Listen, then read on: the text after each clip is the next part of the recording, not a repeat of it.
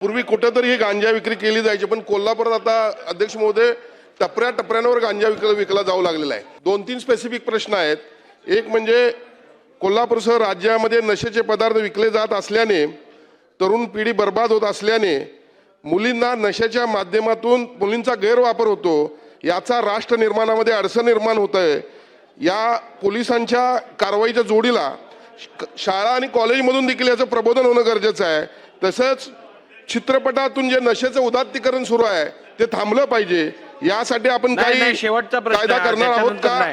त्याचबरोबर महाराष्ट्रामध्ये प्रत्येक जिल्ह्यामध्ये तसेच उपजिल्हा रुग्णालयामध्ये तसेच वैद्यकीय उच्च शिक्षण खात्याच्या कॉलेजमध्ये किमान 50 बेडचे मोफत नशामुक्ती केंद्र सुरू केली जातील का? आणि तिसरा प्रश्न आहे, ज्याप्रमाणे IPS CRPS मध्ये सुधारणा करून BNS भारतीय न्याय संहिता, BNSS भारतीय नागरिक सुरक्षा संहिता अंमलात आली, त्याचप्रमाणे NDPS ऍक्ट मध्ये अंमली पदार्थ प्रतिबंध अधिनियम सुधारणा करून किचकट प्रक्रिया सुलभ केली जाईल का?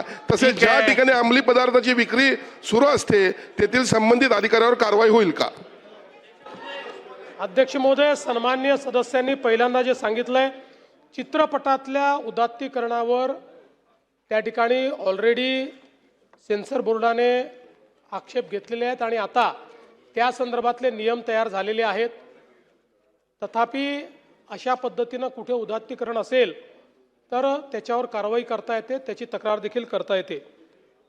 आपण जे नशामुक्ती केंद्राच्या संदर्भात सांगितलं आहे, मी whole of the government approach जो सांगितला याच्यामध्ये आपण जे काही विभाग आहेत म्हणजे याच्यामधलं सार्वजनिक आरोग्य विभाग आणि सामाजिक न्याय विभाग या 2 विभागांना हेच काम दिलेलं आहे की त्यांनी प्रत्येक जिल्ह्यामध्ये नशामुक्ती केंद्र तयार होतील अशा पद्धतीनं रचना उभी करायची आहे.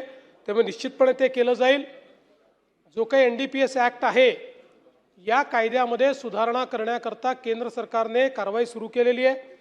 महाराष्ट्राने देखील त्या संदर्भातले आपले जे सजेशन्स आहेत ते केंद्र सरकारकडे पाठवले. काय भरती नाही झाली तर फी परत? होय, अगदी बरोबर ऐकलत. आणि आम्ही फक्त आश्वासन नाही तर हमी देतो. राजर्षी शाहू करिअर प्रबोधिनी, विश्वास, गुणवत्ता आणि निकालांची परंपरा. आजच आपल्या पाल्याचा प्रवेश निश्चित करा.